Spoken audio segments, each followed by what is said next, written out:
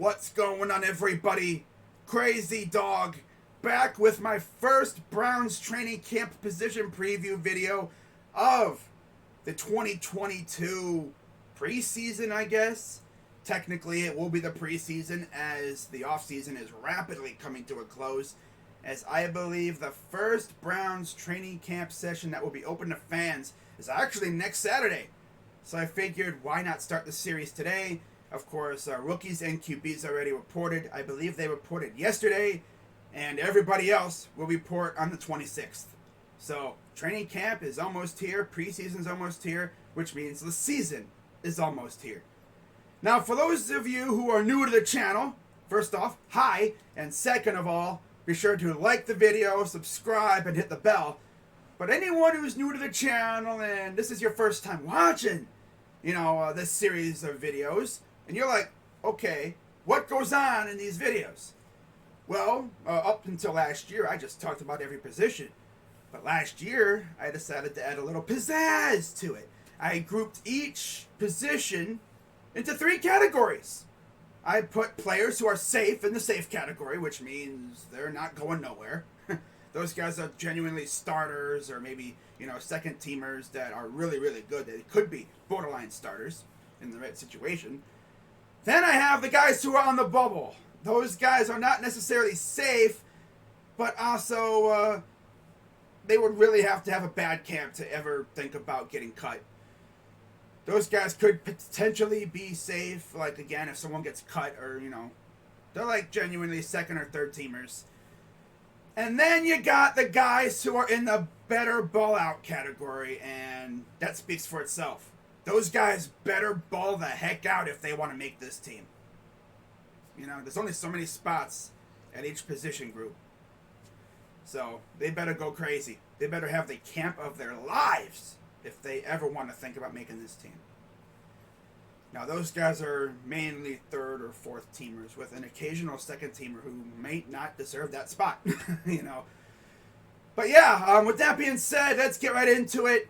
And, of course, today's video will be on the offensive and defensive lines. So with that being said, let's dive right in, not trying to waste any time. So first off, we're going to talk about the offensive line a little bit. So in the safe category, obviously I have Jedrick Wills Jr., who I think will have a better year this year if he could stay healthy, because of course, as you know, last year he got hurt week 1, and then from that point on, he was just all over the place. There was games where he would start and then he would come out because his ankle was bothering him and he was struggling big time. If he could stay healthy, I think he'll have a great year. Then, of course, you have Joel Bitonio. You have Nick Harris, who's taken over for J.C. Treader, who we got rid of in the offseason. Then you have Wyatt Teller and Jack Conklin. So essentially, from the starting lineup from last year, starting offensive line, there's only going to be one change, and that is at center with Nick Harris, who is actually pretty good. Don't underestimate him. Now, as for the backups, I have 3 guys. You have Hubbard, Hudson, and Pochik, who is the backup center. Now, he could easily get beat out by that 7th-round rookie. What is his name? Deaton Dawson or Dawson Deaton or something? Yeah, he could easily get beat out by him. Or Hoffman even, too. Now, you look at the guys who are on the bubble. I have Blake Hance, Michael Dunn, Drew Forbes. Dude's been here how long, and he really hasn't played at all. Then you have Alex Taylor and Dawson Deaton. I think Deaton could make the team. I really do. And then you have the guys that better ball out. I have Hoffman, Froholt, Moore, Nakansa, and Petrula. A couple of those guys are undrafted rookies, so they're already up against it. They have to have the camp of their lives to make it.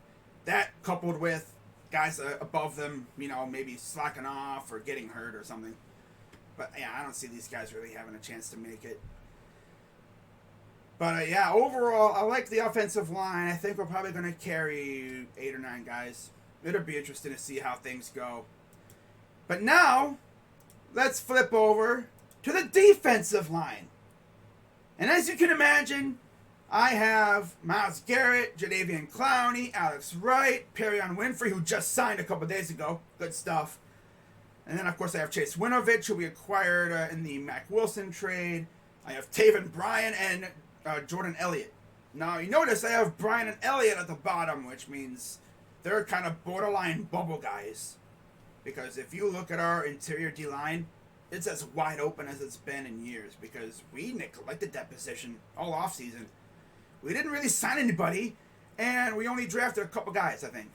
Perrion Winfrey was the biggest name that we drafted. But yeah, it'd be interesting to see if we sign anybody. Like I've heard we've been interested in Sheldon Richardson. That'd be nice to see him come back. And I've also heard Ndamukong Suh. Now, that rumor's been debunked like 3 or 4 times, saying, "Oh, we're not interested in him." But then a few days later, I'll see something saying, "Oh, the Browns are interested in him." So which is it? Are we or are we not? Guess we'll have to find out. Now, in terms of D linemen who are on the bubble, I have Tommy T.